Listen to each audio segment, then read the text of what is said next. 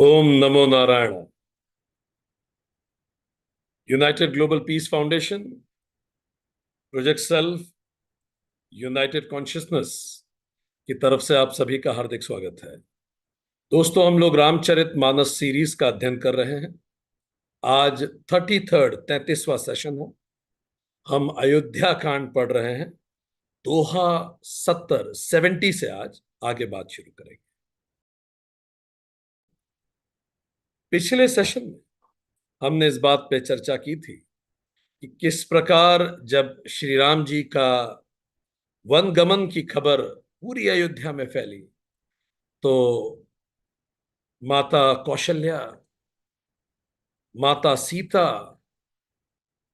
सब लोगों ने श्री राम जी को अपनी अपनी तरह से संवाद किया। उन्होंने, कौशल्या जी ने रोकने की प्रयास किया। माता सीता ने श्री राम को कन्विंस किया कि वो भी साथ में चलेंगी और उन्हें अनुमति मिली इस बात की। आज एक बड़ा महत्वपूर्ण डिस्कशन है। लक्ष्मण जी, जिनके जीवन का औचित्य ही श्री राम के साथ रहना है, उनकी सुरक्षा करना है, जैसे ही लक्ष्मण जी को यह बात बात पता लगी तो किस प्रकार लक्ष्मण जी ने इस पर रिएक्ट किया। राम लक्ष्मण का यह संवाद दो युगों का संवाद है, दो जनरेशंस का संवाद है, और ये बहुत कुछ अपने आप में हमें सिखाता है। तो चलिए दोहा 70 अयोध्या कांड से शुरुआत करेंगे। पर आज के सेशन में शुरू करने से, रामचरित मानस की ओर जाने से भी पहले, चलिए चलते हैं आध्यात्म रामायण की ओर। वहां इस प्रसंग को वेद व्यास जी ने किस प्रकार से रखा है वो वास्तव में सीखने योग्य है और हमें बहुत सिखाता है। सो अयोध्या कांड, आध्यात्म रामायण, श्री राम लक्ष्मण संवाद शुरू करते हैं। जैसे ही लक्ष्मण जी को यह जानकारी मिली तो लक्ष्मण जी बहुत नाराज हुए, रोष में आ गए, बिल्कुल उबल गए क्रोध से, और मानो तीनों लोक को ही जला डालेंगे। और उन्होंने कहा, मैं उन्मत्त, भ्रांत चित्त और कैकई के वशवर्ती राजा दशरथ को बांधकर और भरत को उनके सहायक बंधु तथा मामा सहित मार डालूंगा। इस कदर क्रोध में थे लक्ष्मण। जब उनको पता लगा कि राजा ने श्री राम को वनवास दे दिया है तो उन्होंने कहा कि मैं पिताजी तक को बांध लूंगा। उन्मत्त हो गए हैं वो, उनका मन उनके नियंत्रण में नहीं है, भ्रांत चित्त है वो, और कैकई के वश में है। मैं उन्हें बांध लूंगा, गिरफ्तार कर लूंगा, और भरत और उनके सहायक, उनका पूरा मामा परिवार, सबको मार डालूंगा। लक्ष्मण जी का क्रोध जगत प्रसिद्ध है। अब वाल्मीकि रामायण की तरफ चलते हैं, आध्यात्म रामायण से। वाल्मीकि रामायण में बड़ी डिटेल में लक्ष्मण जी का संवाद राम जी से है। देखिए क्या कहते हैं लक्ष्मण जी। जैसे ही लक्ष्मण जी को पता लगा, लक्ष्मण जी कहते हैं, महाराज तो इस समय स्त्री की बात में आ गए हैं, इसलिए उनकी प्रकृति विपरीत हो गई है। तर्क सुनते जाइएगा। ये वो तर्क हैं जो अक्सर आज आज के युग में दिए जाते हैं कई जगह, ताकि इन तर्कों को जब आप समझेंगे तब राम जी के उत्तर को और बेहतर अप्रिशिएट कर पाएंगे। महाराज इस समय स्त्री की बात में आ गए हैं, उनकी प्रकृति विपरीत हो गई है। एक तो बूढ़े हैं, दूसरा विषयों ने उन्हें वश में कर लिया, कामदेव के वश में है वो, स्त्री की प्रेरणा में है वो क्या नहीं कह सकते। श्री रघुनाथ जी ने ऐसा कोई अपराध नहीं किया, ना कोई ऐसा कार्य किया है जिसे उन्हें राज्य का निकाला दिया जाए, उन्हें वन में रहने के लिए विवश किया जाए। लक्ष्मण क्रोध में है। तर्क लक्ष्मण के सटीक हैं। मैं संसार में एक भी मनुष्य को ऐसा नहीं जानता जो अत्यंत शत्रु एवं तिरस्कृत होने पर भी, कोई एक व्यक्ति मैं इस दुनिया में नहीं जानता जो इनका इनडायरेक्टली भी कोई दोष बता सके श्री राम जी का। इनको वन भेज रहे हैं। धर्म पर दृष्टि रखने वाला ऐसा कौन धार्मिक राजा होगा जो राम जैसे पुत्र का परित्याग कर देगा। जो पुनः विवेक शून्यता को प्राप्त हो गए, जैसे एक बच्चा होता है, ऐसे राजा और उनके इस वचन को, राजनीति में इसका कोई मूल्य नहीं है। जिस राजा का विवेक शून्य हो चुका हो, उसके वचन का कोई मूल्य नहीं। वो कहते हैं, राम जी, जब तक कोई भी मनुष्य आपके वनवास की बात को नहीं जानता, चुपचाप टेक ओवर कर लेते हैं राज्य का। इससे पहले कि यह बात अयोध्या में दूर दूर तक पहुंचे, चलिए राज्य पे कब्जा कर लेते हैं। उन्होंने कहा, हे नरश्रेष्ठ, अगर नगर भी पूरा विरोध में खड़ा हो गया, तो भी मैं अपने तीखे वाणों से अयोध्या को मनुष्यों से सूनी कर दूंगा, और जो जो भरत का पक्ष लेगा या उसका हित चाहेगा, उसका वध कर दूंगा। क्योंकि जो भी कोई नर्म होता है, कोमल होता है, उसका तो सभी तिरस्कार करते हैं। यदि कैकई के प्रोत्साहन देने पर पिताजी हमारे शत्रु बन रहे हैं और मोह माया में पड़ रहे हैं, तो उन्हें भी कैद कर लेना चाहिए। और अगर वो धर्म विरुद्ध आचरण करें, उनके उनका भी संहार किया जाना चाहिए। शब्द देखिए, क्रोध देखिए लक्ष्मण का। लक्ष्मण कह रहे हैं कि वो बूढ़े हो चुके हैं, स्त्री वश में है, धर्म विमुख बात कर रहे हैं। जो व्यक्ति गलती पे नहीं है, उसे सजा दे रहे हैं, और ऐसे व्यक्ति का तिरस्कार होना चाहिए। ऐसे राज्य को बलपूर्वक कंट्रोल किया जाना चाहिए। आगे वो कहते हैं, जो कायर है और जिसमें पराक्रम का नाम नहीं है, वही भगवान भरोसे बैठता है, पर सारा संसार उसको आदर से देखता है, जो अपनी बंदूक की नोक पे, अपनी तलवार की नोक पर अपनी किस्मत को बदलता है। लक्ष्मण जी का वेगपूर्ण, ओजपूर्ण भाषण सुनिए। वो कहते हैं, भगवान भरोसे नहीं बैठ सकते। तलवार उठाइए और अपनी किस्मत लिखिए। जो आज अपने पुरुषार्थ से दैव का मतलब जो भी होनी है उसको दबाने में समर्थ है, वह पुरुष दैव के द्वारा अपने कार्य में बाधा पड़ने पर खेद नहीं करता। परिस्थिति कुछ भी आ गई हो, हम भगवान भरोसे नहीं बैठ सकते, हम शिथिल होकर नहीं बैठ सकते। लक्ष्मण ने कहा, आज पूरा संसार देखेगा कि नियति बड़ी है कि तलवार की टंकार बड़ी है, या पुरुष का पुरुषार्थ बड़ा है। आज ये फैसला होगा दुर्बल कौन है। वो कहते हैं कि जैसे गजराज वेग पूर्वक दौड़ता है, आज मैं भी अपने पुरुषार्थ से देव को पीछे हटा दूंगा, होनी को टाल दूंगा। इतने क्रोध में है लक्ष्मण, वो किसी को नहीं छोड़ेंगे। कोई भी श्री राम और राज्याभिषेक के बीच में आएगा, उसका संहार होगा, वो समाप्त होगा। इतने क्रोध में है लक्ष्मण श्री राम जी का वनवास को सुनकर। देखिए, सबने अलग अलग तरह से रिएक्ट किया। सीता जी का रिएक्शन देखिए। उन्होंने केवल एक शब्द पूछा कि आपको वन क्यों भेजा जा रहा है। सिंहासन से उनका कोई लेना देना। कौशल्या जी ने दोनों प्रश्न पूछे, पर लक्ष्मण जी का रिएक्शन आप देखिए, सबसे अलग है। जिस तरह से लक्ष्मण जी बात कर रहे हैं, वो बिल्कुल अलग है। अब लक्ष्मण जी की इस बात पर श्री राम जी ने क्या कहा, यह है सीखने लायक।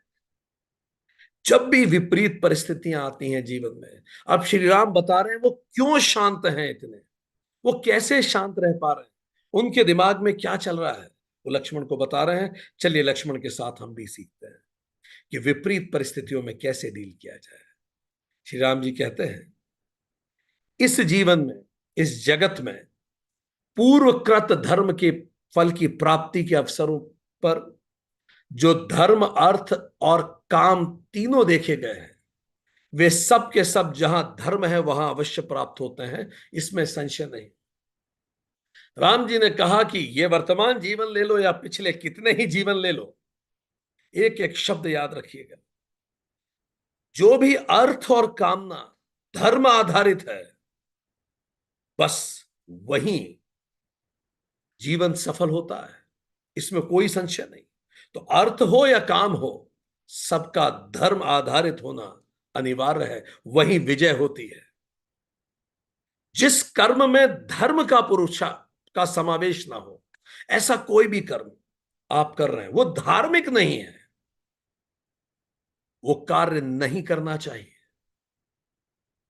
केवल वो कार्य कीजिए जिसमें धर्म की सिद्धि हो, तो ही उसको आरंभ कीजिए। आपका बिजनेस है, आपकी नौकरी है, आपका संवाद है, आपका रिश्ता है, यदि उससे धर्म की सिद्धि होती है, राम जी कहते हैं, तो ही आरंभ कीजिए। जो केवल अर्थ परायण होता है वह लोक में हमेशा द्वेष का पात्र बनता है। अगर आप केवल अर्थ कमाना चाहते हैं और धर्म का आपका कोई कंसर्न नहीं है, आप सामाजिक द्वेष के कारण बनेंगे, आपके प्रति द्वेष होगा भी। धर्म विरुद्ध यदि आप काम में आ सकते हैं तो वो भी आप निंदनीय हो जाएंगे। तो धर्म विरुद्ध ना काम हो, ना धर्म विरुद्ध अर्थ हो। जो पैसे आप कमा रहे हैं वो सही माध्यम से आए और उतनी मेहनत आप करें। जो रिश्ता आप निभा रहे हैं वो धार्मिक हो, उसमें धर्म की स्थापना होती है। जो कार्य आप कर रहे हैं उससे भी धर्म की स्थापना होती है। आपकी कामनाएं धर्म आधारित हो, आपका अर्थ अर्जन धर्म आधारित हो, राम जी ने कहा। अब राम जी पहले धर्म के बारे में बताया, अब इस परिस्थिति के बारे में कह रहे हैं। महाराज हम लोगों के गुरु, देखिए शब्द उन्होंने उपयोग किया महाराज, पिताजी नहीं बोला। राम जी ने स्पष्ट कहा ये जो निर्णय है ये राजा का है। महाराज हम लोगों के गुरु है, राजा है, पिता हैं, बुजुर्ग हैं और माननीय हैं। ये 5 प्रकार के जो लोग हैं, हमारे जो महाराज हैं वो तो पांचों ही हैं हमारे लिए। वो राजा हैं, वो हमारे गुरु भी हैं, हमारे पिता भी हैं, वो बुजुर्ग हैं और वो माननीय हैं। ऐसा व्यक्ति यदि राम जी ने कहा कभी क्रोधवश भी कोई आदेश दे दे तो उसका पालन कर लेना चाहिए। राम जी ने कहा कि वो महाराज हैं और महाराज का निर्णय प्रजा पर बाध्यकारी होता है। केवल धर्महीन राज्य के लिए मैं महान फलदायक धर्म पालन सुयश को पीछे नहीं ढकेल सकता। राजाज्ञा का पालन करना हर व्यक्ति का कर्तव्य है। केवल मैं राज्य पालूं, धर्म खोकर मैं वो नहीं कर सकता। इसलिए आज मैं अधर्म पूर्वक इस धरती का राज नहीं ले सकता। यहां कहने की बड़ी महत्वपूर्ण बात है। राम जी ने इनडायरेक्टली ये कह दिया कि यदि मेरा राज्याभिषेक हो चुका होता, अगर मुझे राजा डिक्लेयर कर दिया गया होता, उस समय यही आदेश दिया जाता पिताजी द्वारा, तो शायद मैं उस आदेश की अवहेलना कर देता, क्योंकि तब मेरा धर्म अलग होता। एक राजा का धर्म सर्वोच्च होता है, वो प्रजा के हित के लिए कार्य करता है। अगर मैं राजा हो जाता तो मैं वो निर्णय लेता जो प्रजा के हित में है, पर मैं राजा नहीं, मैं भी पुत्र हूं। और राजाज्ञा का पालन करना सिटीजन के लिए भी अनिवार्य है और पिता की आज्ञा का पालन करना पुत्र के लिए भी अनिवार्य है। उन्होंने कहा कि हाँ, ये माना कि वो क्रोध में या किसी स्वे ऑफ इमोशन में कह रहे हैं, पर उनकी आज्ञा का पालन तो करना हो। Even if he says something in the sway of emotions, then still king's order has to be followed, Rama said. इसको और डिटेल में इलॉबरेट करेंगे। इसीलिए मैं, जिनको तुम पिता कह रहे हो, उनकी प्रतिज्ञा का पालन करूंगा। इसीलिए लक्ष्मण वो गुरु हैं और हमारी माता के पति भी हैं, उनका निर्णय मानना माता का भी कर्तव्य है। तो हम सब अपने अपने कर्तव्यों का पालन करें, यही सही है। क्या समरी है इस पूरी बात की? जहां धर्म है वहीं जय होगी, जहां धर्म है वही कर्म फलित होगा। दशरथ राजा हैं, पिता है, गुरु हैं, बड़े हैं और माननीय हैं, इसीलिए राम जी उनकी बात सुन रहे हैं। और वो कह रहे हैं जीवन तो क्षणिक है और पिता की आज्ञा मानना धर्म है। उन्होंने इस बात को भी कहा कि कई बार ये हो सकता है कि इन द स्वे ऑफ इमोशंस उन्होंने कुछ कह दिया, पर फिर भी अगर राजा का आदेश है और राजा की बात का सम्मान रखना है तो प्रजा का कर्तव्य है उसका पालन किया जाए। आगे राम जी कह रहे हैं, आज वापस अब हम शिफ्ट कर रहे हैं अयोध्या आध्यात्म रामायण पे। आध्यात्म रामायण को हम कंटिन्यू कर रहे हैं इसके बाद से। अभी तक हम जो पढ़ रहे थे ध्यान दीजिए, इट वॉज वाल्मीकि रामायण। अब राम जी की अगले तर्क, अगली बात हम आध्यात्म रामायण से शुरू करेंगे। आज संपूर्ण लोगों को दग्ध करने वाले काला नल में के समान मेरे पौरुष को सब लोग देख ले। लक्ष्मण कह रहे हैं, हे राम, आप अभिषेक की तैयारी कीजिए और इस कार्य में विघ्न डालने वालों को मैं स्वयं अपने धनुष बाण से मार डालूंगा। राम जी को गले लगा के लक्ष्मण ने कहा, आप तैयारी कीजिए। लक्ष्मण सुनने वाले नहीं। अब राम जी फिर से समझाते हैं कि प्रारब्ध क्या है। राम जी का जब पूरे आर्ग्यूमेंट्स खत्म हो तब एक बिगर पिक्चर क्लियर होगी हमें। अभी राम जी ने धर्म का महत्व बताया, राजाज्ञा का महत्व बताया।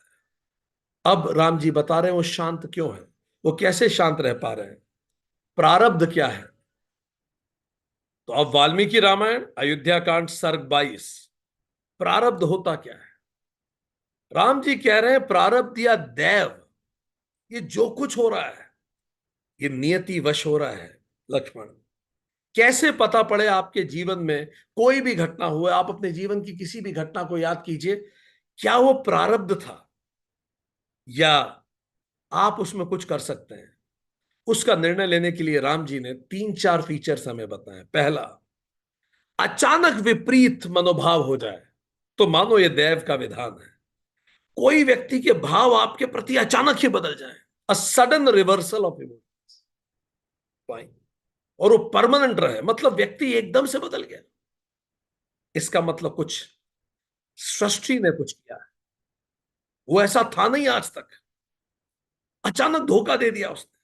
इतना भरोसेमंद, आंख बंद करके आप उसके भरोसे की कसम खा सकते थे, आज जरूरत पड़ने पर उसने अचानक धोखा दे दिया। इसका मतलब नियति कहीं ले जा रही है मुझे, सृष्टि कुछ सिखाना चाहती है मुझे। पहला फीचर। दूसरा, जिस विषय में कुछ ना सोचा गया और वो अचानक आ जाए, you could not even imagine this and suddenly it happened. याद कीजिए जब राम जी वहां पहुंचे थे, राम जी तो कल्पना ही नहीं कर सकते थे कि यह विषय हो। राम जी पूछ भी रहे थे, इसके अतिरिक्त कोई और बात है क्या। कुछ ऐसा हो जाए जीवन में कि आपने कल्पना ही ना की, मतलब आप दूर दूर सोच भी नहीं सकते थे और वो हो गया जीवन। याद कीजिए आप सब, अगर आपके जीवन में ऐसा कुछ हुआ हो, you can raise your hand if you can relate with it.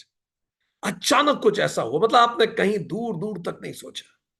Ram जी कह रहे हैं अगर कभी ऐसा हो जाए, मानो ये नियति करवा रही है, प्रारब्ध खींच के ले जा रहे हैं कहीं।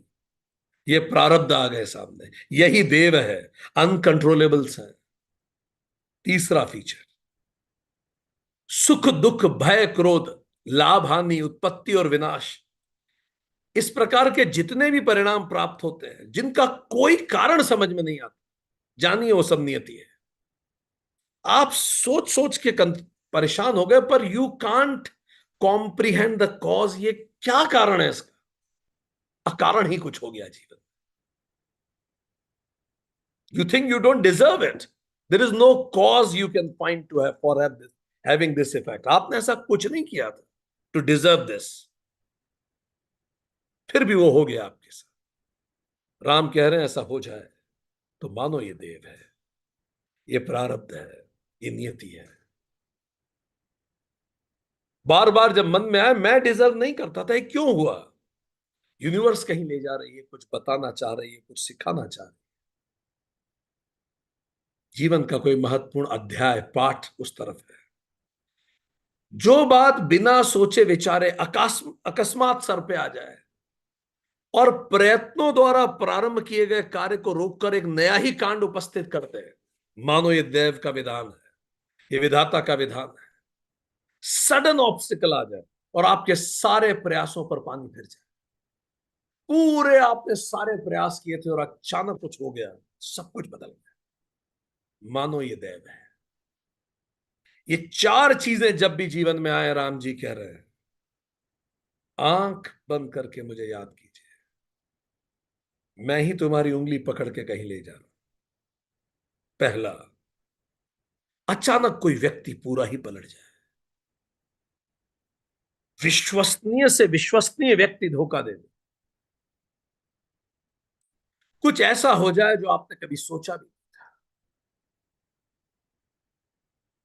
कुछ unpredictable sudden reversal of emotions, unforeseen हो जाए, आपने कभी सोचा भी नहीं था और वो हो गया, आपकी कंप्यूटर स्क्रीन पे आप देख भी पा रहे हैं। तीसरा, अनएक्सप्लेन्ड हो, आप एक्सप्लेन नहीं कर पा रहे, क्या कारण, I don't deserve this, why am I going through it, मैं बिल्कुल डिजर्व नहीं करता इसको। जानिए, कुछ और कारण है जो आप देख नहीं पा रहे। और आखिरी, अनएक्सपेक्टेड, अचानक आपके सारे पत्तों के महल धड़धड़ा के गिर पड़े, सब कुछ जमा जमाया था, सब कुछ बिगड़ गया एकदम से, बदल गया एकदम से। तो अनप्रिडिक्टेबल, अनफॉरसीन, अनएक्सप्लेन्ड, अनएक्सपेक्टेड कुछ हो जाए तो मानिए ये विधाता का विधान है, राम जी ने कहा। फिर राम जी आगे बताते हैं, वाल्मीकि रामायण अयोध्या कांड सर्ग 22, क्या इसको बदला जा सकता है? लक्ष्मण कह रहे हैं उठाइए तलवार और बदल दीजिए, विधान को पलट देते हैं, चलिए। राम जी कह रहे हैं देव के साथ कौन युद्ध कर सकता है, विधाता के विधान को नहीं बदला जा सकता, वो अटल है प्रारब्ध, वो सिचुएशंस जो जीवन में आएंगी वो निश्चित ही है। राम जी ने कहा, I am quoting exact word of Valmiki Ramayana, ये एग्जैक्ट वर्ड है, प्राणियों में कोई ऐसा नहीं जो उस दैव के विधान को बदल सके। जो प्रारब्ध में है उसको आपसे कोई नहीं दूर कर पाएगा, वो होना है, हमारी चॉइस है उसको हम रिस्पॉन्स कैसे, हम मुस्कुरा के रिस्पॉन्ड करते हैं, हम दुखी होकर रिस्पॉन्स करते हैं, पर प्राणियों में आप किसी के पास चले जाइए, कोई आपका प्रारब्ध नहीं। दूसरा, देवताओं में भी कोई ऐसा नहीं है जो उस विधान को बदल सके, स्वयं राम जी कह रहे हैं, क्योंकि ये जो विधान है ये आपके ग्रोथ के लिए अनिवार्य है। इस वेदना से जो वेद निकलेगा, इस शोक से जो श्लोक निकलेगा, इन सब चीजों से जो निकलेगा वो आपकी ग्रोथ के लिए जरूरी है। उसी की प्रेरणा से मुझ में और कैकई में भारी उलटफेर हो गया। राम जी कह रहे हैं ये जो हुआ है ये कैकई नहीं है लक्ष्मण, तुम कैकई मां को देख रहे हो, मैं उनके पीछे प्रारब्ध खड़ा देखता हूं, ये मेरे लाइफ प्लान है शायद, ये अचानक अनएक्सपेक्टेड ऐसे नहीं हो सकता था। जिस मां का वात्सल्य जिंदगी भर मुझे कलेजे पे चिपकाए रखा, वो एकदम से इस कदर बदल जाएगी। हम्म। इतना कुछ एकदम से बदलेगा, कुछ विधाता करवाना चाहता है, वो लेके जा रहा है। जैसे छोटे बच्चे को वो घुटने घुटने कहीं पहुंचता है और मां फिर से चीज दूर कर देती है, वो कहीं ले जा रही है, ऐसे ही विधाता कहीं ले जा रहा है, ये उलट फेर। राम जी बता रहे हो इतने शांत कैसे हैं? राम जी कह रहे हैं तुम्हें कैकई दिखती है, मुझे विधाता दिखता है, उसके पीछे विधान दिखता है। कर्मों के सुख दुख आदि फल प्राप्त होने पर ही उसका ज्ञान होता है। जब हमें दुख होता है या अनएक्सपेक्टेड सुख होता है, अजी एकदम से अनएक्सपेक्टेड सुख हो गया, अनएक्सपेक्टेड दुख हो गया, तो जानो ये विधान है। ये तब नहीं पता पड़ता, पर जैसे ही फल मिलता है तो लगता है कि ये विधान है। अनएक्सपेक्टेडली लॉटरी लग गई। राम जी कहते हैं उग्र तपस्वी ऋषि भी देव से प्रेरित होकर अपने नियमों को छोड़ बैठते हैं और काम और क्रोध के विवश होकर मर्यादा भ्रष्ट हो जाते हैं। क्या ऐसी कहानी आपने नहीं सुनी? कई बार विधान बड़े बड़े ऋषियों को भी भ्रष्ट करता है ताकि उनमें ह्यूमिलिटी आए और वो अपनी सबीज समाधि से निर्बीज समाधि की तरफ जाए, बची कुची वासनाओं को उनकी आंखों के सामने लाता है, काम क्रोध से विवश हो जाते हो। इतने बड़े बड़े उग्र तपस्वी तक नहीं बदल पाते उसको। उसको देवता नहीं बदल सकते, उसको प्राणियों में से कोई नहीं बदल सकता। कर्म फल से अन्य जिसका पता भी नहीं पड़ेगा, वो तो जब घटेगा तब आपको पता पड़ेगा, अच्छा ये विधाता की इच्छा थी। तो कर्म फल जब आता है उस पल पता पड़ता है कि ये तो अटल प्रारब्ध। तो राम जी ने कहा ये प्रारब्ध है लक्ष्मण, विधाता कहीं ले जाना चाहता है मुझे। जब भी वो चार चीजें हो जो राम जी ने बताई, जानिए life has making a bigger plan, जिसकी अभी मुझे जानकारी नहीं। इसलिए राम जी शांत है। ऐसी परिस्थिति बन गई, इट्स अ कैच 22 सिचुएशन। एक तरफ धर्म है, दूसरी तरफ स्नेह है। ऐसी सिचुएशन बन जाए, अचानक सब कुछ परफेक्ट था, आज तक का जीवन जबरदस्त रहा। कई लोगों को हम जानते हैं, उनका चाइल्डहुड इतना अच्छा बीता, और शादी के बाद सब कुछ अजीब हो गया। मतलब 180 डिग्री चेंज हो गया उनका जीवन।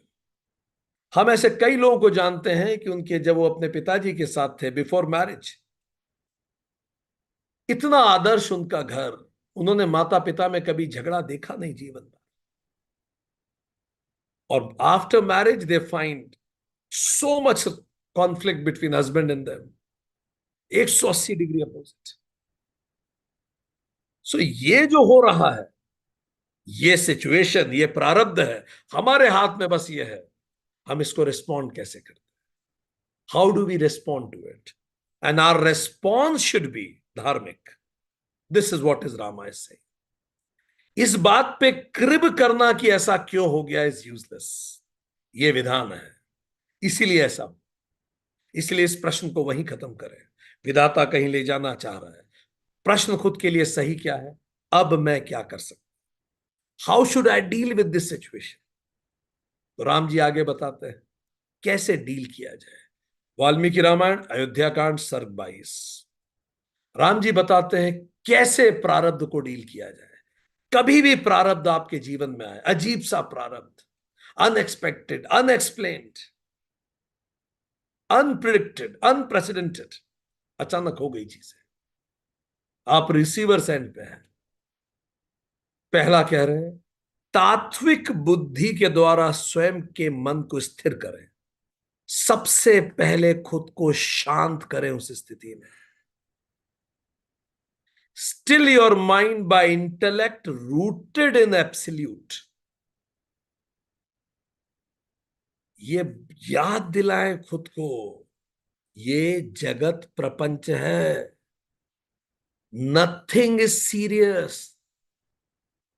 कुछ हमेशा नहीं रहने वाला।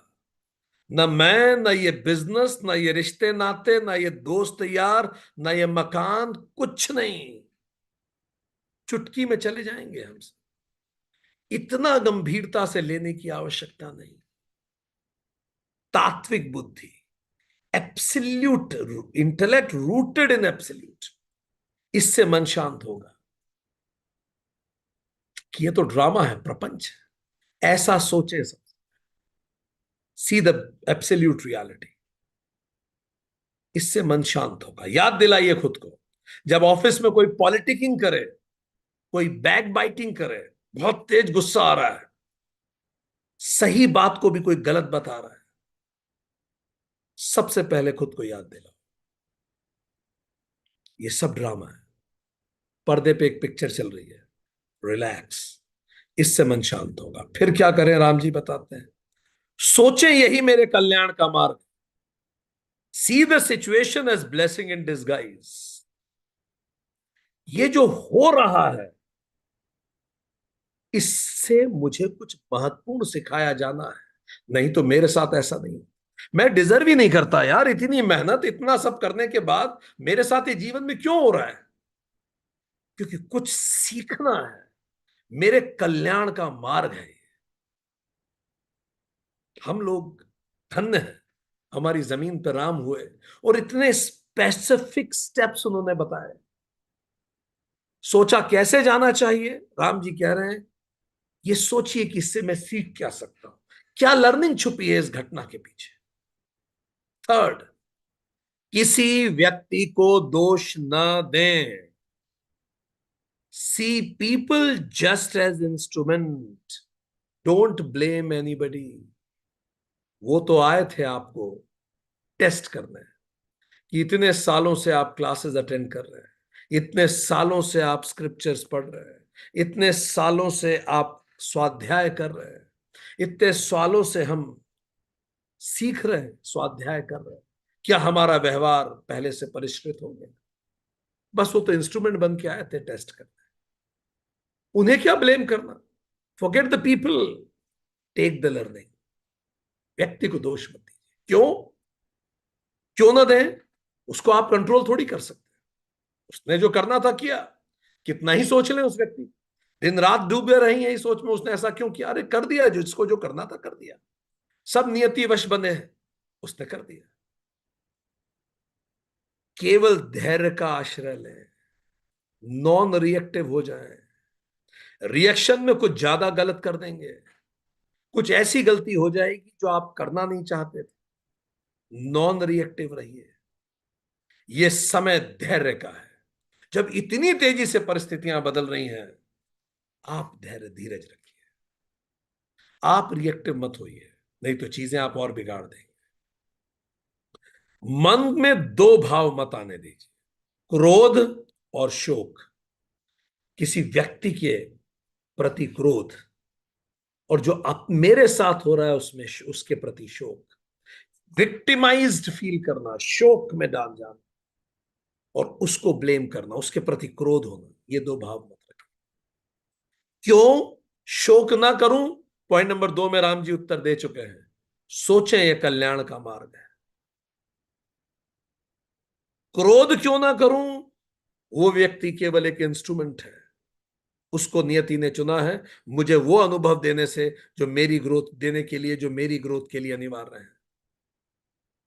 और राम जी बता ही चुके हैं, अगर ये 4 स्थितियां हो तो जानिए नियति ने ही चुना है। आखिरी, चित्त से अपमान की भावना निकाल दें। कैसे निकालें अपमान की भावना? पॉइंट नंबर 1 याद कीजिए, ये सब ड्रामा है। जब गब्बर सिंह ठाकुर को गालियां दे रहा था, तो वह गालियां थी नहीं, तो रोल प्ले था।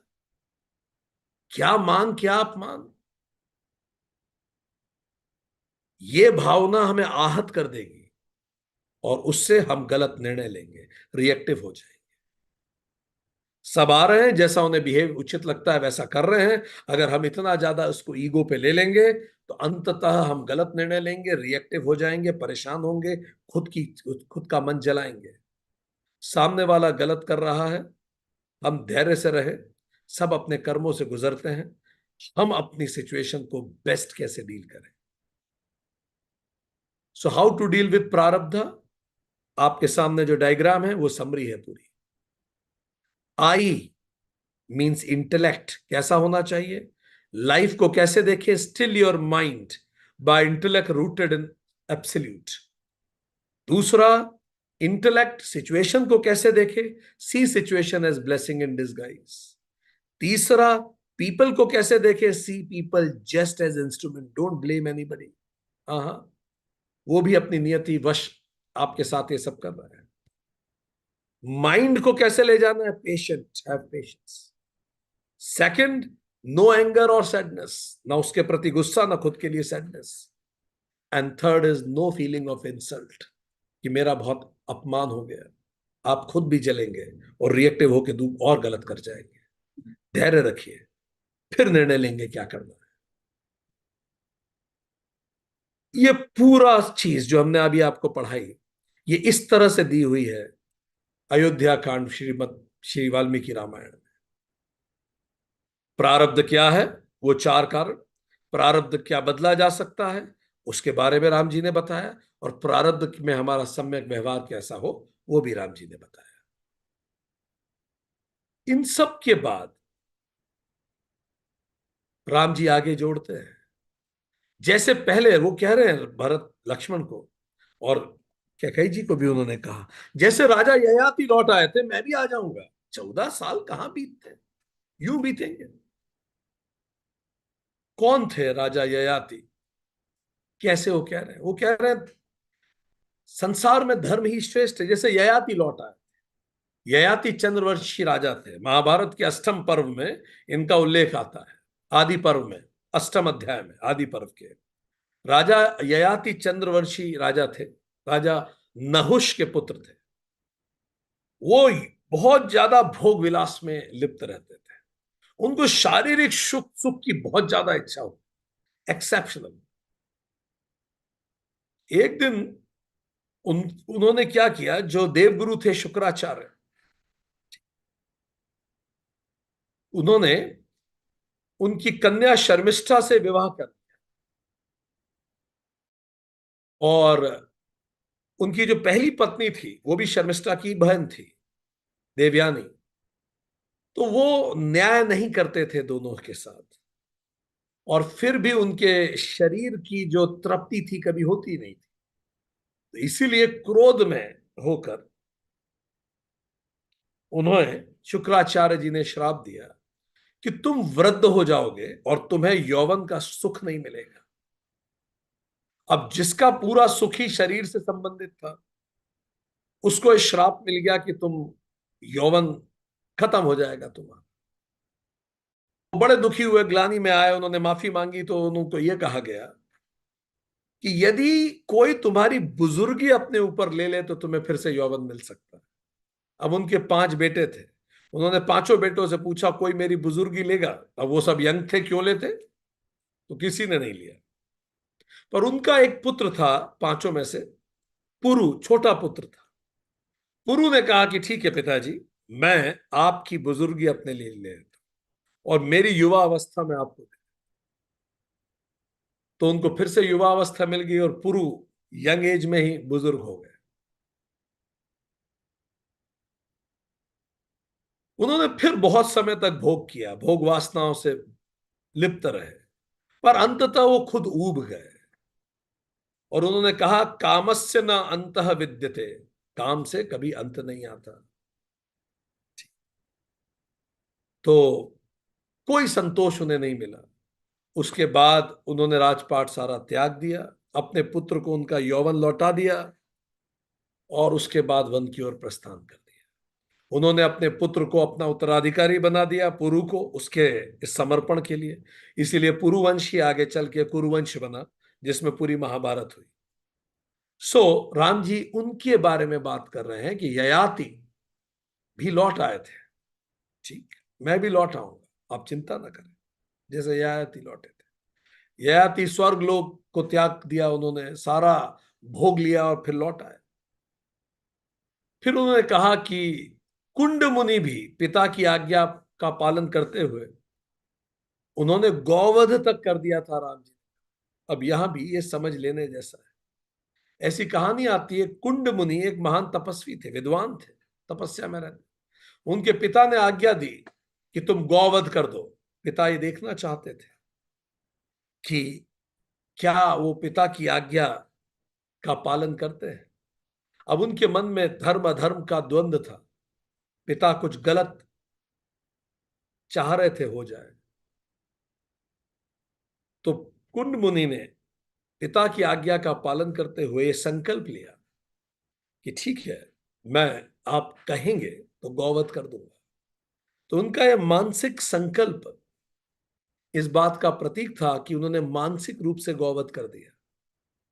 पिताजी ने तब उनकी उस परीक्षा में उन्हें उत्तीर्ण घोषित किया, और फिर उन्होंने अपना सारा ज्ञान कुंड मुनि को दिया कि क्या वो पिता की आज्ञा को तुरंत स्वीकार करते हैं। तो राम जी ने कहा कि ऐसे कई उदाहरण हुए हैं, पर पिता की आज्ञा, अंततः कुंड मुनि को भी वो सारा ज्ञान प्राप्त हुआ। ययाति भी, पुरु को उन्होंने वापस युवावस्था लौटा दी, खुद वन में चले गए। तो कल्याण हुआ ही है, वही कह रहे हैं। राजा सगर की कहानी अपन बात कर ही चुके हैं पहले, परशुराम जी की कहानी बात कर चुके हैं। तो राम जी ने कहा, संसार में धर्म ही श्रेष्ठ है, धर्म में ही सत्य की प्रतिष्ठा है। पिताजी का यह वचन भी, चूंकि धर्म निभा रहे हैं पिताजी, उन्होंने वचन दिया था, वचन को निभा रहे हैं, इसलिए उत्तम है। इसीलिए केवल शास्त्र धर्म का अवलंबन करने वाली इस छोटी बुद्धि को त्याग दो लक्ष्मण। बस ये सोचना कि तलवार से सब कुछ कर दूंगा, ये सब छोड़ो। धर्म का आश्रय लो, कठोरता छोड़ो और मेरे विचार के अनुरूप चलो। राम जी ने कहा कि धर्म का आश्रय लीजिए और इस अनुरूप जिए। अब वापस हम आध्यात्म रामायण की तरफ जाते हैं। अब राम जी लक्ष्मण जी को दूसरी तरह से समझाते हैं। अभी उन्होंने समझा दिया पिता ऐसे हैं, उन्होंने प्रारब्ध समझा दिया, उन्होंने दैव समझा दिया, प्रारब्ध को कैसे डील करना चाहिए, वो शांत क्यों है वो भी समझा दिया। अब ये एब्सोल्यूट रियलिटी की तरफ राम जी जा रहे हैं। तो राम जी जब बात कर रहे थे कि पिता हैं, सर्वोच्च हैं, ये हैं, वो रिलेटिव रियलिटी की बात कर रहे हैं। ठीक, उन्होंने रिलेटिव रियलिटी में उन्होंने प्रारब्ध भी समझा दिया, सब कुछ बता दिया। पर अब वो एब्सोल्यूट रियलिटी की बात करेंगे। जो लोग सत्य पढ़ चुके हैं, अब एब्सोल्यूट रियलिटी में भी लक्ष्मण को समझा रहे हैं कि हाँ, रिलेटिव रियलिटी में सिचुएशंस ऐसी थी तो प्रारब्ध आ गया, प्रारब्ध को हम ऐसे डील करना चाहिए। But let's see absolute reality में क्या हो रहा है। राम जी कहते हैं, हे रघु शार्दुल, तुम शूरवीर और मेरे परम हितकारी हो। जो भी तुम कहते हो मैं सत्य मानता हूं, किंतु यह समय वैसा नहीं है जैसा तुम सोच रहे हो। अब राम जी एब्सोल्यूट रियलिटी की बात करते हैं। राम जी बताते हैं कि समय वैसा नहीं है जैसे तुम सोच रहे हो। क्या मतलब है राम जी का? वो कहते हैं ये जो राज्य और देश दिखाई पड़ता है, अगर वो सच होता तो जो तुम कह रहे हो मैं वही करता। अगर बस ये राज्य ही सच है, ये देश ही सच है, ये लोग, ये किरदार केवल यही सच है, अगर यही सच होता तो शायद तुम्हारा तलवार उठाना उपयोगी भी होता। पर राम जी कह रहे हैं किंतु, अब ये जो राम जी कहना चालू कर रहे हैं बहुत कीमती है। किंतु ये जितने भोग हैं राज्य का, सब चीजों का, ये मेघ रूपी वितान में चमकती हुई विद्युत के समान चंचल है। ये पूरा जगत ही ऐसा है जैसे बिजली कड़की, एक पल के लिए आता है और फिर खत्म हो जाता है। ये आयु भी सोने के तवे पे पड़े हुए जल के कण की तरह है। जैसे सोने के अग्नि पर लोहे का तवा, ये आयु भी आग पे अगर आप लोहे का तवा रख दो और उस पर पानी फेंको, कितनी जल्दी वेपोराइज हो जाता है। राम जी ने कहा ये जितने भोग हैं ये बिजली की चमक जैसे हैं। पूरा जीवन, ये आयु जैसे गर्म तवे पे पानी की बूंद हो, इतनी क्षणिक है। राम जी बता रहे हैं इस ड्रामा के बारे में। जैसे सर्प के मुख में आहार के रूप में पड़ा हुआ मेंढक मच्छरों को खाने के लिए देखता रहता है, उसी प्रकार काल रूपी सर्प से ग्रस्त प्राणी भी नाशवान भोगों को चाहता। राम जी ने कहा कि लक्ष्मण जरा कल्पना करो, एक सांप है, अजगर, उसके मुंह में एक मेंढक बैठा है। अब मेंढक सांप के मुंह में बैठा है, फिर भी जवान निकाल निकाल के इस मच्छर को पकड़ूं, इस कीड़े को पकड़ के खा जाऊं। अरे तुम क्या किसको निपटाओगे? तुम स्वयं काल के ग्रास हो। किस बात का एरोगेंस? हम सब इंस्टॉलमेंट में मृत्यु की तरफ जा रहे हैं। हम सब पूरा जीवन ही तो ऐसा है जैसे अजगर के मुंह में हम बैठे हैं। कब मुंह बंद किया क्या पता। हमारी सारी कामनाएं उस मेंढक की कामनाएं हैं जो अजगर के, मृत्यु रूपी अजगर के मुंह में बैठा है। और उछल उछल के इसको पकड़ूं, उसको पकड़ूं, इसने मेरी बेइज्जती की, इससे बदला लूं, उसको मारूं, इसको ये कर दूं, उसको वो कर दूं। तुम स्वयं मरते जाते हो। राम जी कह रहे हैं तुम क्या किसी को मारोगे? किस बात का एरोगेंस है, किस बात का क्रोध है? कल तुम रहोगे नहीं रहोगे कौन जाने। तुम स्वयं अजगर के मुंह में बैठे हो। सारी कामनाएं उस मेंढक के, मच्छर की कामनाओं की तरह है। राम जी आगे कहते हैं ये कैसा आश्चर्य है कि शरीर के भोगों के लिए प्राणी अत्यंत कष्टों को सहन करके इतनी सारी क्रियाएं करता है, पर जिस पर उसे समझ में आ जाता है कि आत्मा और शरीर अलग है, तो फिर भोगों में उसे आनंद नहीं आता। जिस पल उसे समझ में आ जाता है कि शरीर मुझे जो मिला है ये केवल कारें खरीदने, फार्म हाउस बनाने, देश विदेश घूमने, पैसा कमाने, इसके लिए नहीं बना। अगर इसी के लिए बना होता तो क्या लॉजिक है हमारे पैदा होने में? ऐसा क्या कर लिया हमने जो हमसे पहले कोई ना कर पाएगा या हमारे बाद कोई नहीं करेगा? हम हो गए तो क्या हो गया, हम नहीं होते तो क्या नहीं होता, कोई दूसरा होता हमारी। हमारे से क्या बदल जाएगा और हमारे से क्या रुक जाएगा? ये शरीर मिला है योग के लिए, पर भोगों में जो पूरा इसको बर्बाद करता है वो इस जन्म को विफल कर देता है। माता पिता पुत्र भाई स्त्री बंधु बांधव का संयोग तो पनघट पर एकत्रित हुई जीवों और नदी के प्रवाह में एकत्रित हुई लकड़ियों की भांति चंचल है। राम जी ने कहा जिसको तुम भाई बहन कह रहे हो, पिताजी ने ऐसा कर दिया, माँ ने ये कर दिया, क्या कहीं ने ये कर दिया, ये ऐसा कर दूं अयोध्या, ये सब क्या है? राम जी ने कहा अरे जैसे नदी में कुछ लकड़ियां बहते बहते साथ में आ जाती हैं, एक धार आती है साथ में बहने लगती हैं, कुछ पल साथ में बहती हैं फिर अलग अलग बहने लगती हैं। बस हमारा सारा साथ ऐसा ही तो है, जिसको मैं भाई बहन बंधु कहता हूं, जिसको मैं मेरा बेटा मेरी माता मेरा पति मेरा पत्नी कहता हूं, ये है क्या एक्चुअली? बस लकड़ी के लट्ठों की तरह कुछ पल हम साथ में बह रहे हैं, पता नहीं किस किस के साथ बहे इससे पहले, किस दिशा में पूरी धारा जाती है, क्यों इतनी गंभीरता से ले रहे हो? ये सब संयोग है। कल नई कहानियां होंगी, नई इबारतें होंगी, नई बातें होंगी, नए रिश्ते नाते होंगे, पर एक चीज जो सदा रहेगी, हमारी चेतना छाया के समान। राम जी कहते हैं लक्ष्मी चंचला है, यौवन जल तरंग के समान है। जैसे छाया एक पल में आती है एक पल में गायब हो जाती है, छाया का क्या है, पकड़ा थोड़ी जा सकता है।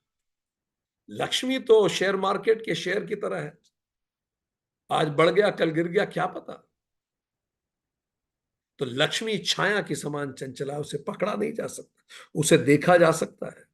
ये थोड़ा प्लास्टिक करेंसी की तरह है, उसको आप आंकड़ों में देख सकते हैं पर आप उसे छू नहीं सकते हैं। आज दुनिया में जितना जीडीपी सारे देश बनाते हैं सब अच्छे से जानते हैं, अगर कोई भी कह दे जरा इतना कैश रखिए तो है ही नहीं इतना कैश दुनिया में।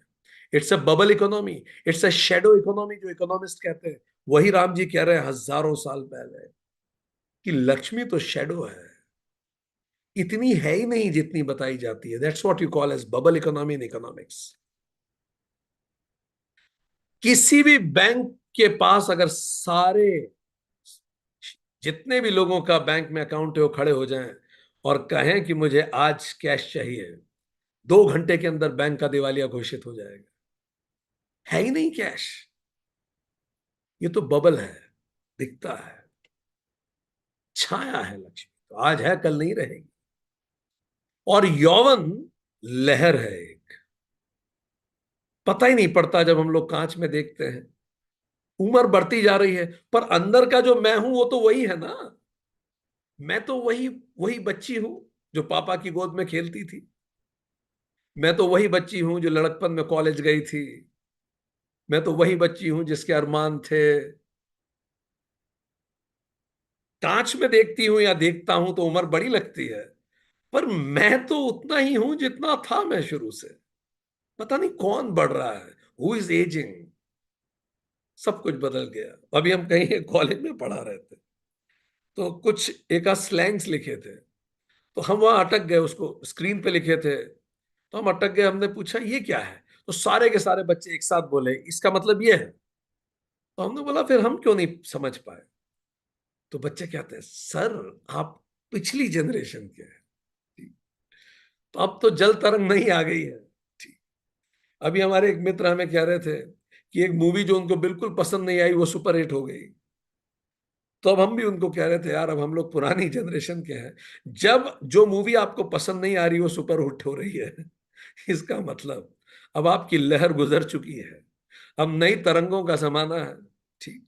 अब आप रिप्रेजेंट नहीं करते इस यूनिवर्स की ओपिनियन को, मेजॉरिटी ऑफ द पीपल की। स्त्री सुख स्वप्न के समान है, एक पल लगता है पूरा पा लिया, अगला पल फिर खाली हो जाता है। आयु अल्प है, टाइम इज रिलेटिव, किसको कब तक कौन सा सांस अंतिम है किसे पता। फिर भी प्राणियों में इतना अहंकार जाने क्यों है। अच्छे अच्छे जमीन पे आ गए। जरा सी आयु है जल तरंग की तरह, एक लहर हट जाएगी पता नहीं पड़ेगा, इतनी छोटी सी आयु। पर फिर भी अहंकार इंसान में इतना ज्यादा है। राम जी ने कहा लक्ष्मण को, किस चीज का अहंकार है भाई। ये संसार सदा रोगादि की संतृप्ति संस्कृति व स्वप्न और गंधर्व नगर के समान मिथ्या है। ये पूरा संसार ही सपना है। आज कोई पास में बैठा है, कल कोई चला जाएगा। कोविड के दौरान हमने नहीं देखा, किंतु मूढ़ लोग इसको सत्य समझते हैं और इतनी गंभीरता से उसे लेते हैं। जिसको कल जाना है, कल मर जाएगा, वो ऐसे जीता है जैसे कभी मरेगा ही नहीं। इतना गंभीरता से लेने लायक कुछ नहीं है। राम जी ने कहा, नित्य प्रति सूर्य के उदयास्त से आयु क्षीण हो रही है। Birthday means 1 year closer to death. ये सेलिब्रेशन नहीं, कंटेम्पलेशन का टाइम है। 1 साल और कम हुआ, क्या पर्पस बड़े हुए। घड़ियाल करता है मनादी, रिंदों ने घड़ी वक्त की एक और गिरा दी। Every birthday is a time of contemplation. 1 साल और कम हो गया। क्या पर्पस बेहतर हुए। क्या जीने का तरीका बदला। क्या एग्रेशन कम हुआ। क्या शांति बढ़ी। क्या इमोशनल बैलेंस बढ़ा। क्या स्पिरिचुअल अंडरस्टैंडिंग बढ़ी। क्या वो चीजों ने ट्रिगर करना बंद किया जो पहले करती थी। ये कंटेम्पलेशन का समय है, बर्थडे। नित्य दूसरों की वृद्धावस्था और मृत्यु को देखने पर भी मूढ़ जनों में चेतना नहीं होती। कितनी ही सर्जरी करा ले, ये झुर्रियां तो आएंगी। ये सब होना ही होना है। लोग नित्य हर सेकंड बूढ़े हो रहे हैं। दिन भर हम देखते हैं, पेपर में पढ़ते हैं, ये खत्म हो गए, वो खत्म हो गए। फिर भी हायर उद्देश्यों से प्रेरित, फिर भी आसक्ति खत्म नहीं होती। राम जी कह रहे हैं, रोज मैं दिखाता हूं मृत्यु तुम्हें। हर सनसेट याद दिलाता है एक दिन कब हो गया। हर सनसेट रियलाइजेशन का ट्रिगर हो सकता है, अगर आप सोचे तो। राम जी ने कहा, नित्य प्रति सूर्य उदयास्त से आयु क्षीण हो रही है। नित्य उसी प्रकार दिन रात हो रहे हैं। एक साइकिल चल रही है और इसी तरह के हम जगत प्रपंच की साइकिल में लगे हुए हैं। किंतु मूढ़ बुद्धि प्राणी भोगों के पीछे दौड़ रहा है। हर दिन रात हमें मृत्यु के करीब ले जा रहा है। काराम जी कितनी सुंदर बात कह रहे हैं। काल की गति कोई नहीं देख रहा, केवल एक ही गति है, वो काल की गति है। उसको देखिए। जीवन जा रहा है, मैं किस दिशा में बढ़ रहा हूं, मेरे उद्देश्य क्या है। कच्चे घड़े में जैसे जल भर देते हैं, उस तरह आयु हर पल क्षीण हो रही है। कहां से वो घड़ा फूटेगा और प्राण निकल जाएंगे, क्या जाने। रोगों के समूह समूह शत्रुओं के भांति शरीर के अंदर। राम जी कहते हैं, अभी मेडिकल कराइए, क्या पता कौन सा रोग किसको निकल आता है। सब क्षण भंगुर है। हर पल सोचिए, what can be the greater objectives of life. अब हो गई 2 वक्त की रोटी का ध्यान, अब कितनी पीढ़ियों के लिए अरेंज करने का प्लान है भाई। हमें हमारे दादाजी के बारे में कुछ याद नहीं, तो हमारे पोतों को हमारे बारे में कितना याद रहने वाला है। वो तो अगली जनरेशन के लोग होंगे। राम जी कह रहे, वृद्धावस्था व्याघ्री के समान गर्जना करते हुए सामने खड़ी है। रोर कर रही है हमारे सामने एज,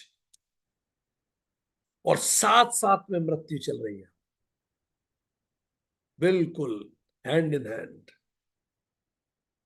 बस समय की प्रतीक्षा कर रही और आके सामने खड़े हो जाए। राम जी ने कितना डिटेल में लक्ष्मण को बताया। चारों तरफ वृद्धावस्था रोर कर रही है, गर्जना कर रही है, और मृत्यु साथ में चल रही है। किस पल सामने खड़ा हो जाएगा। फिर भी वही लालच है, वही क्रोध है, वही ईर्ष्या है। परंतु शरीर में अहम भाव रखने वाला ये जीव कृमि, विष्ठा और भस्म रूप शरीर को मैं राजा हूं ये मानता है। क्रमी मतलब इस शरीर में कुछ पल अगर सांस ना आए तो कीड़े मकोड़ों का घर है ये पूरा शरीर। जितने भी डॉक्टर हैं वो अच्छे से जानते हैं, जितने भी लोग पोस्टमार्टम करते हैं वो जान, कुछ पल छोड़ते हैं, सांस रुकते ही ये कीड़ों मकोड़ों का महल है, जिसको मैं स्वयं मानता हूं।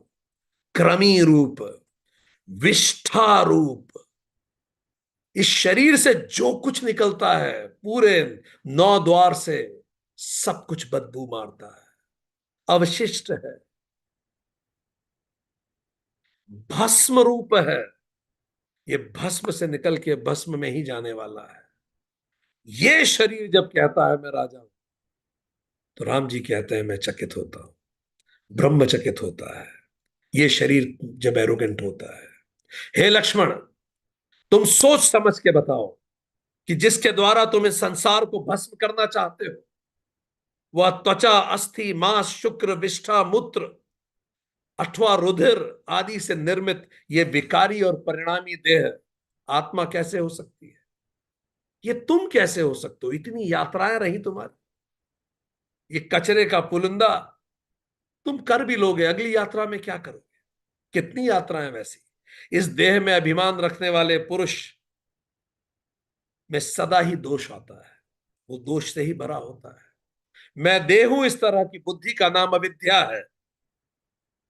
मैं देह नहीं हूं, यह चेतना कि मैं आत्मा हूं, इसी को विद्या कहते हैं।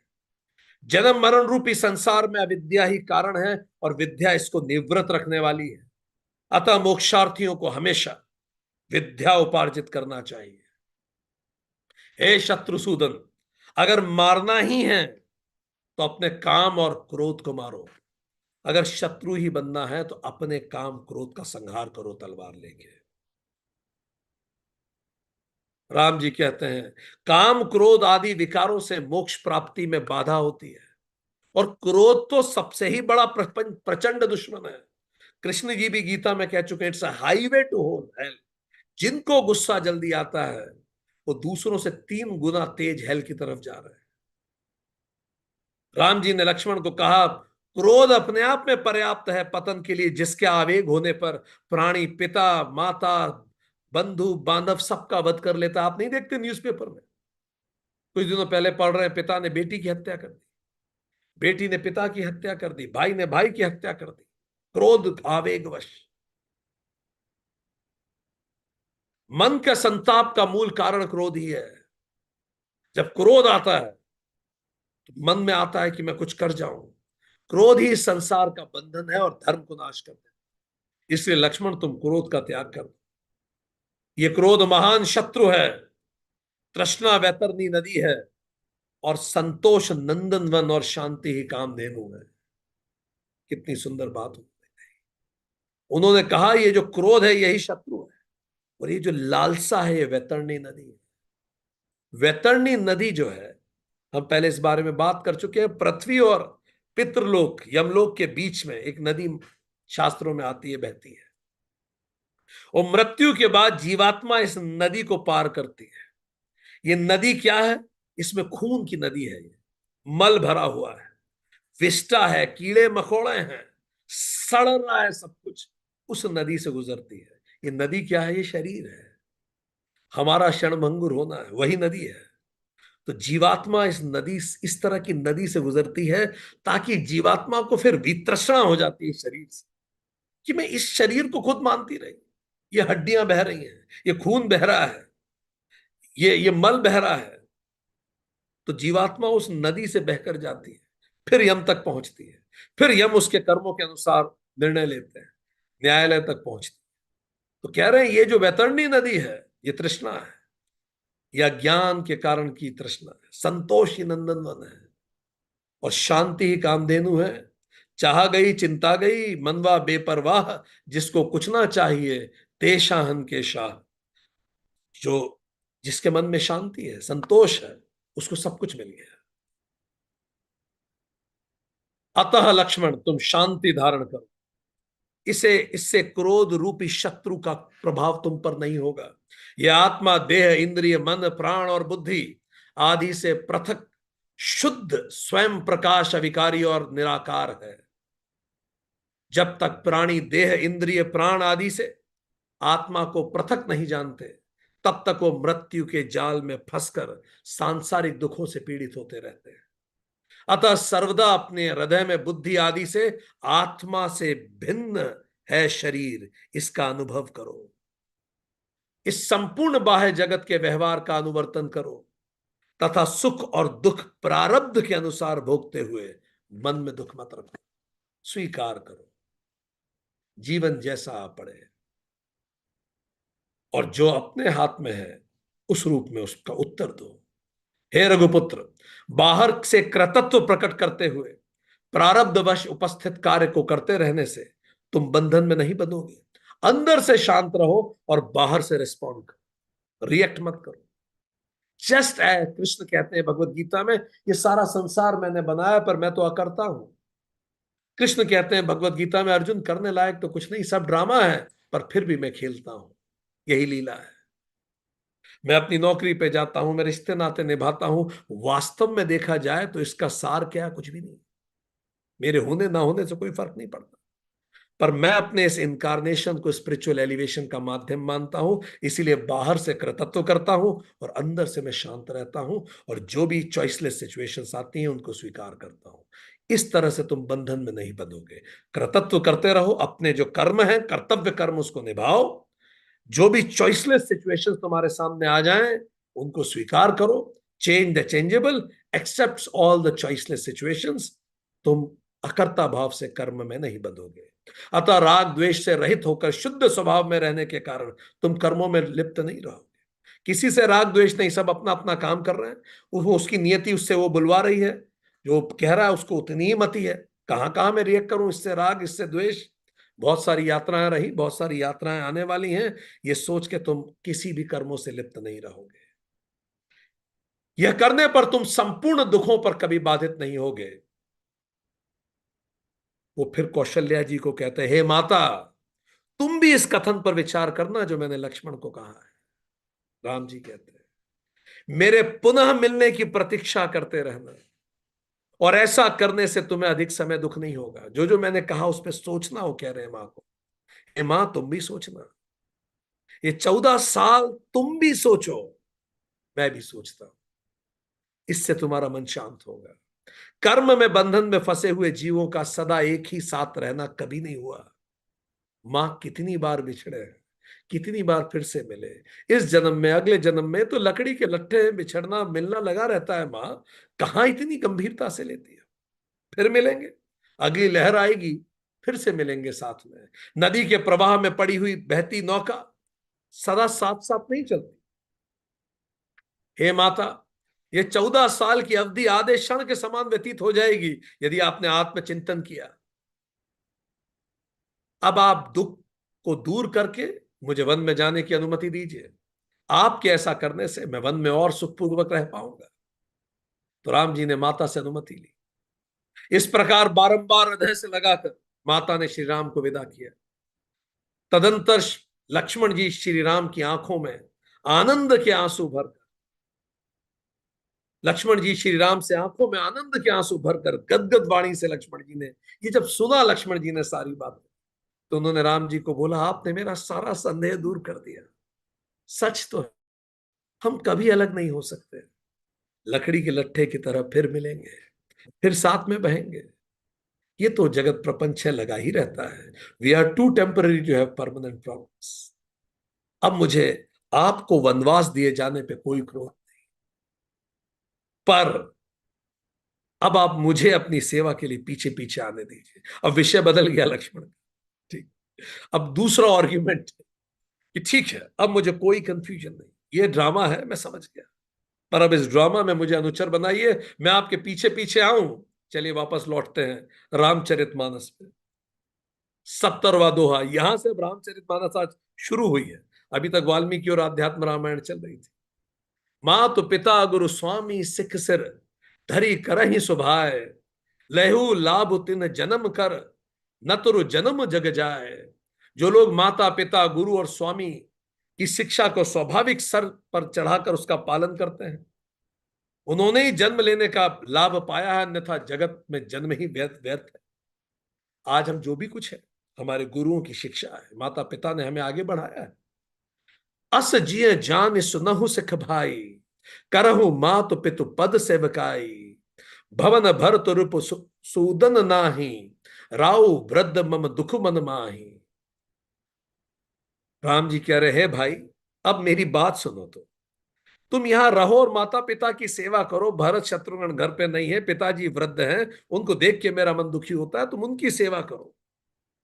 ध्यान से देखिए कैसे एब्सोल्यूट रियलिटी से फिर से रिलेटिव रियलिटी पे कहानी आ गई। You see how reality changes. ठीक। मैं बन जाऊं तुम्हें ले ही साथा, होई सबहि विधि अवध अनाथा। गुरु पितु मातु प्रजा परिवारु, सब कहूं पर दुसह दुसह दुख भारू। इस अवस्था में मैं तुम्हें भी ले जाऊं वन, तो अयोध्या तो हर तरह से अनाथ हो जाएगी। दोनों भाई बाहर हैं, हम दोनों जंगल चले जाएं, ऐसे कैसे होगा। माता पिता गुरु प्रजा सब पर दुख आ पड़ेगा। रहु कहो सब कर परितोषु, नतरु तात होई बड़ दोषु। जासु राज प्रिय प्रजा दुखारी, सो नृप अवसि नरक अधिकारी। ये सारे लोक सेवकों को सुनना चाहिए ये दोहा। इसको लिख के रखना चाहिए अपनी टेबल पे, हर मंत्री को, हर गवर्नमेंट एम्प्लॉय को, हर व्यक्ति को जो बिजनेस कर रहा है। राम जी कह रहे हैं अतः तुम यही रहो और सबका संतोष के लिए कार्य करो, नहीं तो हितात बड़ा दोष होगा। जिसके राज्य में प्रजा दुखी रहती है वह राजा अवश्य नरक का अधिकारी हो। जासु राज प्रिय प्रजा दुखारी, सो नृप अवश्य नरक अधिकारी। यह हर लीडर पे भी लागू होता है। जिसकी लीडरशिप में सबॉर्डिनेट दुखी है वो लीडर नरक का अधिकारी है। हर लीडर को भी नीचे वाली लाइन लिख के रखनी चाहिए। रहु तात असि नीति बिचारी, सुनत लखन भय व्याकुल भारी। सियरे वचन सूख गए कैसे, परसत तुहिन तामरसु जैसे। हे तात इसलिए ये समझो और तुम अब यही रहो। ये सुनते ही उनके तो गला सूख गया लक्ष्मण जी का, व्याकुल हो गए, जैसे पाला पड़ गया हो। उतरुन आवत प्रेम बस गहे चरण कुलाई, नाथ दासु मैं स्वामी तुम तजहु त काह बसाई। उन्होंने लक्ष्मण जी एक शब्द भी नहीं बोल पाए, गला ही सूख गया है सुन के। राम जी ने कहा अब तुम यही रहोगे। हमारा ही गला सूख गया है सुन के। तो व्याकुल होके उन्होंने राम जी का चरण पकड़ लिया और कहा मैं दास हूं, आप स्वामी हैं, आप मुझे नहीं छोड़ सकते।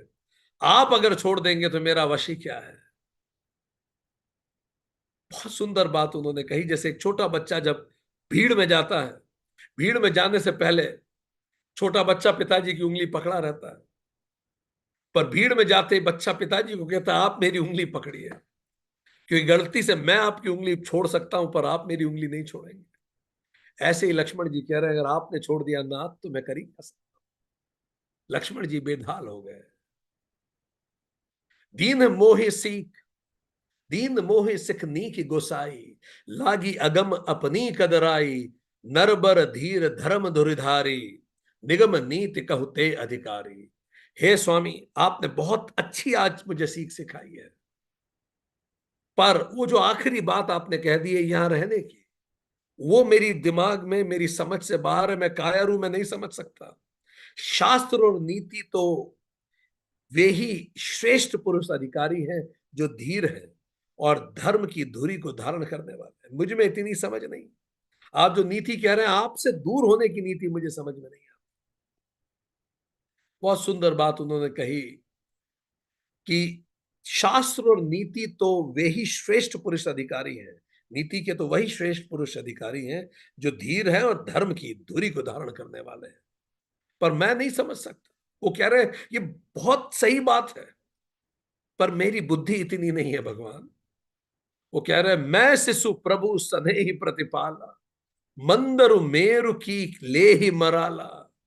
गुर पितु मातु न जानहु काहू, कहो सुभाव नाथ पति आहू। हे प्रभु मैं तो बच्चा हूं अभी छोटा सा आपका। आप हंस को कह रहे हैं कि मेरू पर्वत उठा ले, आप हंस को कह रहे हैं कि मंदराचल पर्वत उठा ले। मंदराचल पर्वत वही है जिसपे मंथन हुआ था, समुद्र मंथन, जिसमें क्षीर सागर के नीचे विष्णु जी स्वयं आ गए थे और मंदराचल पर्वत को स्थिर किया था। उसी पे पूरा समुद्र मंथन हुआ था, फिर विष निकला था, अमृत निकला था। और सुमेरु पर्वत को तो विश्व का मेरुदंड माना जाता है। विष्णु पुराण, भगवत गीता में कई बार इसके उल्लेख आते हैं। तो सुमेरु पर्वत जो है वो तो देवताओं का वास है। वो प्रतिनिधि है कैसे हमारी रीढ़ की हड्डी से कुंडलिनी का जागरण होता है। वो कह रहे हैं हंस उठा सकता है क्या? आप मुझे जो काम दे रहे हैं मैं इससे संभव नहीं। हे नाथ, मैं स्वभाव से ही कहता हूं, आप मेरा विश्वास करें। आप ही मेरे पिता, गुरु, माता सब कुछ है। आपके अलावा मैं किसी को नहीं जानता। करना सिंधु संबधु के सुनी मृदु बचन बिनीत, समुझाए उर लाऊ प्रभु जानी सने सभीत। दया के समुद्र राम जी ने भले भाई के कोमल और नम्रता युक्त वचन सुनकर उन्हें स्नेह से समझाया, खूब हृदय से गले लगाया, खूब प्यार से समझाया। मांगहु विदा मातु सन जाई आवहु, बेग चलहु बन भाई। मुदित भय सुनी रघुबर बानी, भय लाभ बढ़ गए बड़ी हानि। फिर जब लक्ष्मण जी की आंखों में आंसू आ गए, रोने लगे, तो राम जी ने कहा चलो ठीक है। इतना डरा हुआ लक्ष्मण को देख के, लक्ष्मण जी कितने शौर्यवान हैं और इतने डरे हुए हैं, उनको देख के कहा अच्छा ठीक है, जाओ माता से अनुमति ले आओ और अब तुम भी चलो वन में। और लक्ष्मण जी सुन के ऐसे आनंदित हो गए। अब उन्हें ना कुछ वन की चिंता है, ना उन्हें राजपाट गया, कुछ सब सब भूल गए। वो राम जी का साथ है और क्या चाहिए। जैसे सीता जी खुश थी। आध्यात्म रामायण में भी आता है, हे प्रभु, लक्ष्मण जी कहते हैं, हे प्रभु आप मुझ पे कृपा कीजिए, नहीं तो मैं प्राण छोड़ दूंगा। तब लक्ष्मण जी को रघुनाथ जी ने कहा चलो अब देर मत करो, लेट्स गो, अब जल्दी से चलो चलो। सो अब यहां तक हमने देखा कि लक्ष्मण जी और राम जी में जो आर्ग्यूमेंट्स हुए थे वो बहुत स्ट्रांग आर्ग्यूमेंट थे। किस प्रकार लक्ष्मण जी हम लोगों की जनरेशन का भी प्रतिनिधित्व करते हैं, किस प्रकार राम जी ने समझाया जीवन जिया कैसे जाता है। कुछ बातें राम जी ने रिलेटिव रियलिटी में समझाई, कुछ बातें राम जी ने एब्सोल्यूट रियलिटी में समझाई। रिलेटिव और दोनों तरह से राम जी ने लक्ष्मण जी को वो सबक दिया जो हर व्यक्ति जो भी इस मृत्युलोक में पैदा होगा, जब जब वो इस सबक को सीखेगा, याद करेगा, उसे पुण्य प्राप्ति होगी। आज के लिए इतना ही। जल्दी से बताइए आज आप क्या सीखे। राम जी ने इतनी सारी बातें आज हमें सिखाई। राम जी ने लक्ष्मण जी के माध्यम से हमें बताया कि जिया कैसे जाता है। अब हमें बताइए आज आप क्या सीखे। What did you learn. I will also share with you. Meanwhile आप चैट बॉक्स में लिखना चालू कीजिए, क्या आपने सीखा। Excellent. What is your take home. आज सेशन 13 अयोध्या कांड से आप क्या सीखे। एक्सीलेंट। और लिखिए। बहुत अच्छा, क्योंकि आज बहुत सारी लर्निंग्स थी। ये लर्निंग्स आर लाइफ लर्निंग्स, पूरे जीवन को सिखा देने वाली लर्निंग थी। Excellent. Let me also share the screen and हम भी शेयर करें कि क्या सीखा आज राम जी ने जिंदगी के बारे में इतनी सारी बातें कही। Let's understand it. Ram ji ने कहा कि देव को या प्रारब्ध को ही कारण समझना चाहिए जीवन में। जब ऐसी स्थितियां बने, अचानक विपरीत मनोभाव हो जाए, किसी विषय कुछ ऐसा हो जाए जो कभी सोचा भी नहीं, जानिए देव है, विधाता चाहता था, विधान है ये। और पता कैसे पड़ता है कि यही प्रारब्ध है, जब परिणाम सामने आता है तब समझ में आता है। जब भी कुछ ऐसा हो जिसका कारण समझ में ना आए, जाने ये विधान है। जब सारी योजनाएं धरी की धरी रह जाएं और कुछ नया ही कांड स्थित हो जाए, जानिए विधान है। और प्रारब्ध, ये विधान बदला नहीं जा सकता। प्राणियों में और देवताओं में भी कोई इसको बदल नहीं सकता। कर्मों में सुख दुख के फल प्राप्त होने पे पता पड़ता है कि ये प्रारब्ध है, अन्यथा पता भी नहीं पड़ता। तब तक तो हम करते रहते हैं। प्रारब्ध के प्रति सम्यक व्यवहार रखें। सबसे पहले तत्व बुद्धि से स्वयं के मन को स्थिर करें। सोचें कि यह मेरे कल्याण का मार्ग है। धैर्य का आचरण लें, आश्रय लें। मन को क्रोध और शोक से दूर करें। चित्त से अपमान की भावना निकाल दें।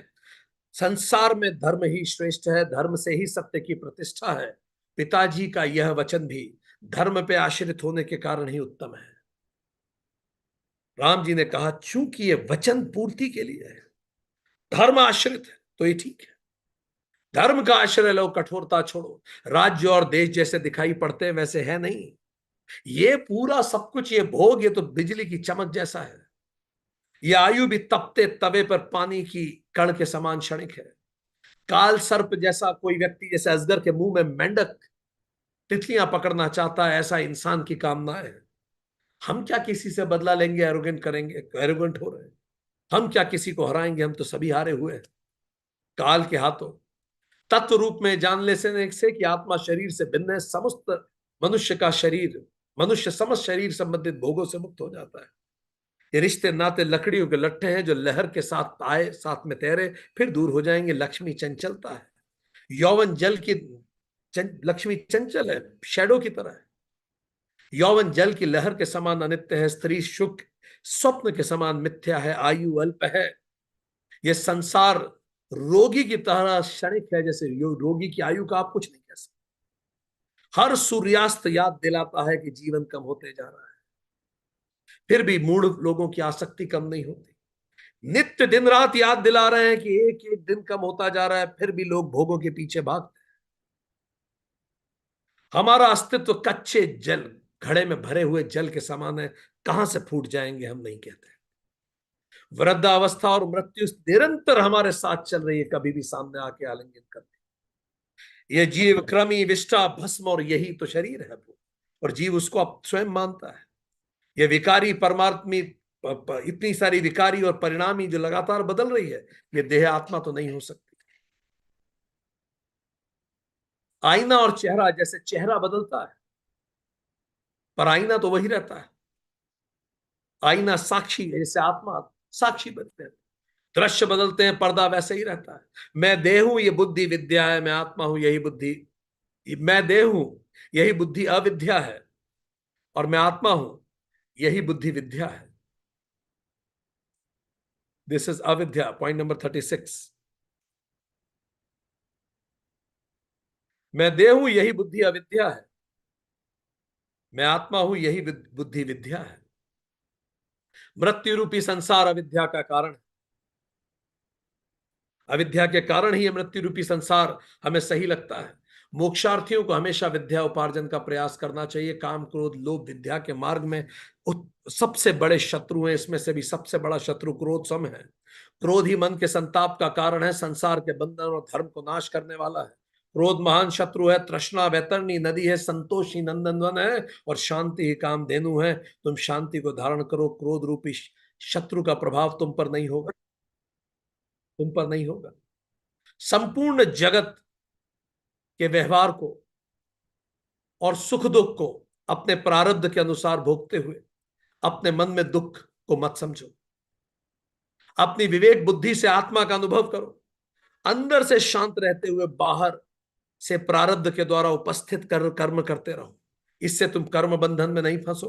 अंदर से शांत, पीसफुल इनसाइड, एक्टिव आउटसाइड। अपनी विवेक बुद्धि से आत्मा का अनुभव करो। अंदर से शांत रहते हुए प्रारब्ध द्वारा उपस्थित कर्म करते रहो। तुम कर्म बंधन द्वारा नहीं बंधोगे। अंतःकरण को राग द्वेष रखो। शुद्ध व्यवहार से रखो। शुद्ध स्वभाव से रहो। इससे तुम कर्मों में लिप्त नहीं होगे। इन सब बातों को सर्वदा अपने हृदय में विचार करो। राम जी के कथन पर नित्य विचार करना और राम जी के मिलन की प्रतीक्षा करते रहने से हमें दुख नहीं होता। हमें लगातार राम जी के इन शब्दों पर विचार करना चाहिए और हमेशा राम जी से मिलन की प्रार्थना करनी चाहिए। कर्म के बंधन में फंसे हुए जीव कभी एक साथ हमेशा नहीं रहते, ना एक साथ कभी अलग होते हैं। नदी के प्रवाह में बहती हुई नौकाएं सदा एक साथ नहीं बहती। माता पिता गुरु और की शिक्षा का पालन करने से हमें सही दिशा मिलती है। विपरीत परिस्थितियों में धैर्य का आचरण ही हमें श्रेष्ठ बनाता है। आज के लिए इतना ही।